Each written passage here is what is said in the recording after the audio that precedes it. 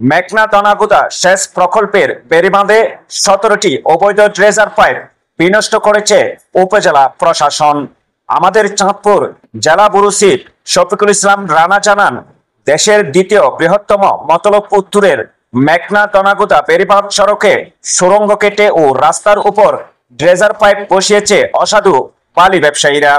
এই নিয়ে গত রবিবার চাঁদপুরের কয়েকটি স্থানীয় পত্রিকায় মেঘনা দনাগুদা সেচ প্রকল্পের বেড়িবাঁধ সড়কে সুড়ঙ্গ করে ড্রেজার পাইপ স্থাপন এই শিরোনামে সংবাদ প্রকাশের পর মঙ্গলবার 22 এপ্রিল সকাল থেকে বেড়িবাঁধের 64 কিলোমিটার ঘুরে অবৈধ ড্রেজার পাইপ বিনষ্ট করে উপজেলা প্রশাসন।